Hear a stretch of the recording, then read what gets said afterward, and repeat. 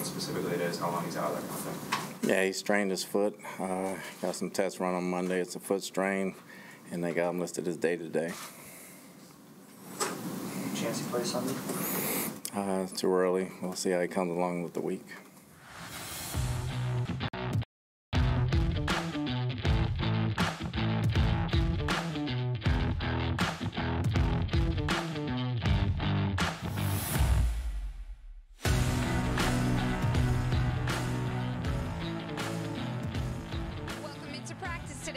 By SiriusXM, Olivia, Landis, and Eric Allen live here from the Atlantic Health Jets Training Center.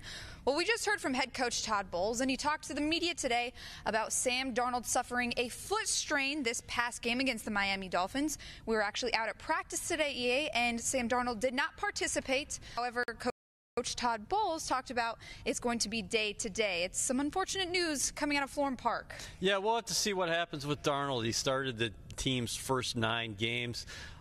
His status for Sunday is in doubt. We'll have to monitor his progress throughout the week. Like you mentioned, Liv, against the Miami Dolphins, Darnold was sacked 4 times. He was hit on 7 occasions, suffering a foot strain. So today on the practice field, he had the baseball cap on, and his right foot had a boot on. So that meant the veteran Josh McCown was taking first-team reps. Remember, McCown started 13 games for the Green and White a year ago. Sam Darnold addressed the media after practice today, saying that he wants to be out there on the field with his guys. He's eager to be out there. But the one word that stuck with me was adversity. Adversity has hit Sam Darnold right now. The NFL is all about injuries, and Darnold has suffered his first one. This is the first time he has not been on the practice field with his teammates since the beginning of training camp when his representatives and the Jets were working on a contract. So you mentioned veteran quarterback Josh McCown. We'll talk a little bit more about him later in the show. But however, while we are on the topic of Sam Darnold, he was the starting quarterback for the Jets these past 9 games. And he unfortunately has hit a little bit of a rough patch these past 3 games. He's completed only 52 of 110 passes for 588 yards. 2 touchdowns and 7 interceptions. So how can Sam stay true to his progressions and confidence moving forward? Well, listen, if he's not in the lineup on Sunday, he can take something from how Josh McCown operates this offense. McCown set personal best last season under offensive coordinator John Morton, but the quarterback's coach here was Jeremy Bates. So he knows Bates inside and out. But today on the practice field, as we saw, Sam Darnold was taking it all in and just observing. But you still can learn by taking a step back. There's no doubt about that. I don't think this necessarily is going to stunt anything. You just want to make sure that Sam Darnold is 100% healthy. And the Jets do have a bye next week, so you could err on the side of caution. If Darnold is not 100%, this team, this organization is not going to force him back onto the football field. Well, let's hear from the man himself. Sam Darnold actually talked to the media today about where he's at with his injury and his mental state right now. Is this frustrating, Sam, dealing with this? I mean, it's just adversity, you know. Just got to deal with it. Get better as soon as possible, get back on the field as soon as possible. Sam, when did it happen? Is there one particular player? You know, it happened, I'm not sure exactly. I mean, you know, it was, you know, kind of in the midst of the action. You know, sometimes you get hurt, you know, nicked around, and, you know, things just kind of happen. And, you know, I just thought I was fine coming out of the game, and then, you know, went through protocol, and so that's just kind of how it went. And, you know, went through some of the tests, and obviously, you know, something was a little different than usual.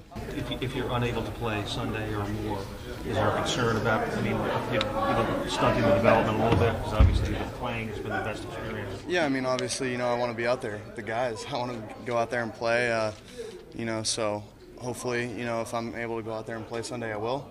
If not, you know, just gonna treat it, you know, as another learning experience. And like I said before, just, you know, when adversity hits, you know, it's up to me, you know, how to respond, and you know, that's all I need to worry about. Encouraging words from quarterback Sam Darnold on where he's at mentally and how he hopes to progress through this injury. Let's dive a little bit deeper into veteran quarterback Josh McCown here on Practice Today, presented by SiriusXM. Olivia Landis and Eric Allen. With veteran Josh McCown, he's a 16-year veteran, you'd like to think that the Jets are confident in him, and Coach Todd Bowles actually talked about that earlier today to the media. So if there is a possibility of Sam Darnold being ruled out for the Bills game this Sunday, how confident can the Jets be in Josh McCown ruling the huddle? Supremely confident. This is a guy who knows this offense inside and out. Last year, he completed 67% of his passes. He amassed 23 touchdowns when you combine his 18 throwing touchdowns and his 5 touchdowns on the ground. He passed for nearly 3,000 yards, making 13 starts. He had very good rapport with Robbie Anderson last year. Robbie Anderson would have had 1,000 yards receiving if McCown didn't go down in Week 13. He is confident. He stressed today in the locker room with the media that one thing maybe the offense can do is get the tempo going, work fast, get up to the huddle, and move quickly from there. But McCown is the consummate professional, and everybody in that locker room knows that. So, listen, if he is given the rock on Sunday, he will be ready to go, and this offense will be ready as well. Yeah, no doubt. Like you mentioned, a lot of the guys in the locker room look up to Josh McCown. So no doubt in his leadership skills, and he had a career season last year. They call him Uncle Josh, some of the guys. They do. Like Jamal Adams. Yeah, that's right. Uncle Josh. So in the instance that Josh McCown does start for the Jets this coming Sunday, what can quarterback Sam Darnold learn from McCown and being able to sit back and see all the years of experience he has?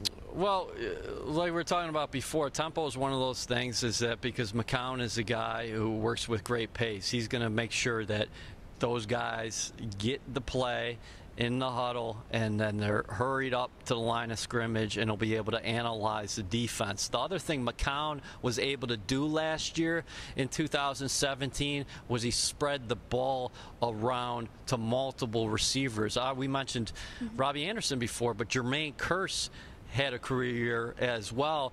And a guy he's never played with, Olivia, is Quincy Enunwa. Enunwa was out all last year, and I talked to McCown about that today, and he said, listen, we have to get that guy the ball. So the Jets' offense has struggled lately the last 3 games. They had no offensive touchdowns against the Miami Dolphins in a 13-6 loss. And it's not all Sam Darnold's fault. But when you're able to take a step back, yeah, this is a guy you definitely can learn from, the way he operates, the way he spreads the football around, the way he processes information quickly. You actually were able to talk to Josh McCown earlier today, and he not only talked about some of the wide receivers, but what was the overall message that you got from him, say, in the instance that he does have to start on Sunday? Yeah, the one question I had for McCown in his media session was, okay, if you do get the ball on Sunday, if you do make your first start in 2018, what would that feel like? That's what we do this, to play. And you know, if that's the case, it's, you know, you're torn because a friend and a teammate means he can't go, and so in that regard, I don't wish that on anybody. But at the same time, as a professional, as a backup quarterback, you have to serve your team in that role and go in and play winning football. And so, that's what's fun. That's what you look forward to. That's why you play this game, and we'll go out and compete. Good to hear from veteran quarterback Josh McCown inside the locker room earlier today. Let's now dive into last week's matchup against the Miami Dolphins. Again, you are watching Practice Today, presented by SiriusXM. Olivia Landis and Eric Allen. The Jets fell to the Miami Dolphins, making it the first time in this 2018 season that the Jets are 3 games under 500. Yeah. So now looking ahead, what was the overall message from Todd Bowles and some of the players that you took from inside the locker room today? Well, listen, number one is there's going to be no finger pointing on this team. And we heard that in the locker room Sunday night in South Florida. And those sentiments were echoed here in the locker room in Florham Park today. The defense played very well against the Miami Dolphins, holding them to under 200 yards of total offense. Miami was 3 of 16 on third down. They gave the Jets an opportunity to win the football game. But Todd Bowles and his players, his defenders, they each said, hey, we can do more. We got to come up with some takeaways. There are going to be times this season when the offense is going to need us to pick them up. And they did that on Sunday. But conversely, there are going to be some times throughout the year where the defense might be struggling and the offense is going to have to score some points. I think there is a good feeling within this locker room. The vibes are still very positive despite being on a 3-game losing streak.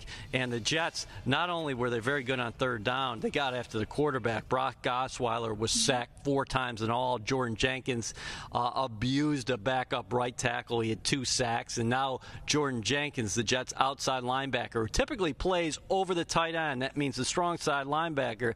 He has 4.5 sacks. That's a career high. And he also leads the Jets in that department. So an encouraging sign as the Jets head into this weekend against a Buffalo Bills offense who frankly has been anemic this year. Yeah, let's actually dive a little bit deeper into the Jets defense, especially the way that they have been able to force teams 3 and out. They're actually leading the league right now on forcing the most amount of 3 and outs against their opponents. So very strong, preventing third down conversions. You mentioned some bright spots, Avery Williamson and Jordan Jenkins, but overall the Jets defense only allowed 13 points last week against the Miami Dolphins. Well, and no offensive touchdowns. Yeah, well, no offensive touchdowns. They only allowed 2 field goals because the Dolphins ended up scoring on a defensive touchdown, a pick 6 by Sam Darnold. But they did their job, and there was a lot of good things the week prior against the Chicago Bears, but that was a complete 60 minutes of football for the Jets defense. The only thing that they continue to stress, Liv, is that we need takeaways. The last 3 games where the Jets have lost each one of these contests, there has been no takeaways. But the other positive sign is we'll have to see Trumaine Johnson. It seems like he is inching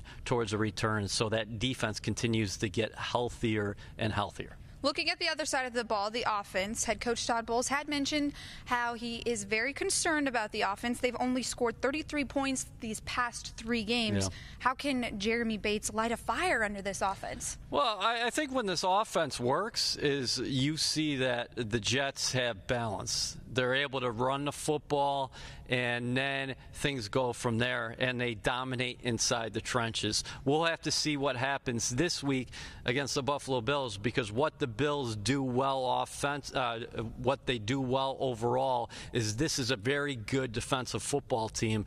But I thought it was very encouraging for the offense that the Jets got Eli McGuire back into the lineup. He averaged 4.3 yards a carry against the Miami Dolphins, and he also added a number of receptions. So Eli McGuire is a guy we should watch down the stretch. I like that pairing in the backfield with Isaiah Crowell, and we'll have to see who's playing quarterback. That's the main topic here today on practice today. But McCown is a guy who's shown throughout his career that he spreads the football around, and the Jets are getting healthier on the outside, even though Quincy Enunwa and Robbie Anderson did not practice full today.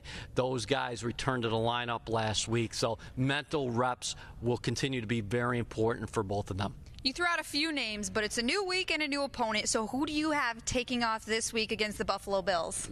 I go back to Eli McGuire. That's where I'd start. That after he started this year on injured reserve, Eli McGuire came back and gave this team some spark out of the backfield. He's a guy who gets low pad level. He's also very adept at catching the ball out of the backfield.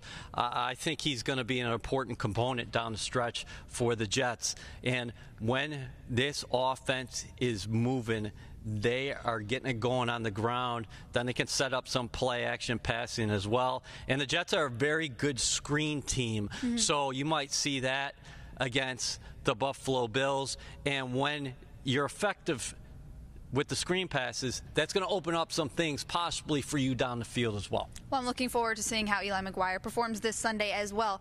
Earlier today, head coach Todd Bowles addressed the media about some of the strengths on the Bills' offense and defense and spoke about the challenge ahead. When you look at the Bills, what's stands out to you? Obviously, they're very tough on defense, and they really get after it. You still got to deal with McCoy. They got a big offensive line. They got probably the tallest receiver group in the league right now. So we got our work cut out for us. Does it affect game planning at all, not knowing? No. We understand what we have to run on both sides of the ball, and we got people that plug in and play. Head coach Todd Bowles on this Buffalo Bills matchup this coming Sunday. Welcome back to practice today, presented by SiriusXM. Olivia, Landis, and Eric Allen. We just heard a few of some of the strengths that head coach Todd Bowles is expecting to see from these Buffalo Bills. Two very good defenses in the Bills and the Jets. And some really struggling offenses. We don't actually even know who's going to start at quarterback for the Bills this Sunday. Well, you're right about that, Liv. We have no idea. Josh Allen, the rookie quarterback who the Bills traded up to get at number 7 overall, just 4 selections after the Jets took Sam Darnold, of course. He has missed the last 3 games with an elbow injury. He practiced on a limited basis today. The Bills signed Derek Anderson, 35 years old, off his couch approximately 10 days ago. And he comes in and he plays, but he's in concussion protocol. And then Nathan Peterman, you almost feel bad for Peterman at times. Yeah. He's been an interception machine since coming out of Pittsburgh. So in this order, if the Bills could, they would go Josh Allen 1, Derek Anderson 2, but Nathan Peterman 3. Matt Barkley is also there, a former USC product himself, but I don't think he's going to play this weekend, so we'll have to monitor the status of all those guys. With that being said, Todd Bowles set the right tone for his team today. He said that, hey, the Bills have a big offensive line. They still have Shady McCoy. They have a hard-charging runner in Chris Ivory. And they also have very tall targets on the outside. Yeah. Kelvin Benjamin, Zay Jones, Terrell Pryor, a former New York Jet, is there as well. I know the Bills are struggling mightily, but Todd Bowles is going to have his defense prepared because the Jets cannot afford to overlook anybody. They won't this week, believe me. Well, yeah, we mentioned in a few of our past shows about this AFC East flavor. How critical is it for both of these teams that seem to be struggling at the midway point of the season to get a win, especially for the Jets heading, this last game that they play heading into a bye week? Yeah, you just want to get a W, bottom line. You want to have that winning feeling again. The Jets, this is the second 3-game losing streak they've had this season. You're going to be at home at MetLife Stadium. Typically, over the last couple seasons, the Jets have played better at home. Remember the 3-game homestand? They won the first 2 games, and they were in a tight ball game, a back-and-forth affair with the Minnesota Vikings. Over the years, the Jets have played better football at home. And remember last season, I know it doesn't have any it doesn't prove anything, or it doesn't mean anything going forward, I should say. But the Jets' most complete game last year was at home against the Buffalo Bills on Thursday Night Football when they dominated in all 3 phases. Different personnel, different roster, different year. But these teams know each other, and you just want to get a win. You just want to get a win, then get healed up before the bye. We'll have to see. As far as the injuries are concerned, and the number 1 top that list right now is rookie quarterback Sam Darnold dealing with the foot strain. We'll have more information for you throughout the week. Be sure to watch Practice Today, presented by SiriusXM. Ethan Greenberg and Eric Allen, they will be on this Friday's show, which kicks off live at 10:15 a.m. But that's it for us here at the Atlantic Health Jets Training Center. Before we leave, we're going to leave you with a video of Nick Mangold, who was able to do some tailgating with some Jets fans. Take a look. I'm super pumped. This is my first time going out there into the tailgating world. I've been here for 11 years. Never had the chance to experience tailgate, so now going out, going to judge some amazing food, and I'm really excited about it. From the smells driving in, I assume it's going to be good. Those are my boots. How long you guys been doing this? Well, we've been doing this together for 30 years. I am a season ticket holder since '84. Listen, guys, I'm hungry, so it's about time we get this plated up, and let's get the judging going, because it looks amazing, and I can't wait much longer. Thank you. That looks amazing. Good looking shirt too. Right now you're eating a filet mignon sandwich with egg, peppers, what we call the testa verde. All right, let's give this a whirl. Instant take, that is delicious. The eggs are great because it's, we're still in the morning. That's perfect. Canadian bacon and egg on a ciabatta roll. These are my father's signature mashed potatoes. He's been making these for years. The ciabatta bread gives the crunch. You got that Canadian bacon in there. It gives you the saltiness for it. It's a good way to start the day right there.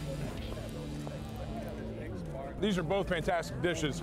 You guys are phenomenal, and I hate having just to choose one because I should choose both of them. But for me, as much as I love a breakfast sandwich, I got to go with the steak and eggs on a roll. That's true to my heart right there, I'm just proud standing next to this man. I could cook any day of the week. I can't do this any day. It was an absolute pleasure watching you all these years. Thank you. Appreciate it. It was a fantastic sandwich. So we had some great food, met some amazing people, and had a lot of fun. I learned I need to bring to-go boxes for next time. So I can't wait to see you Jets tailgaters, and have a great day.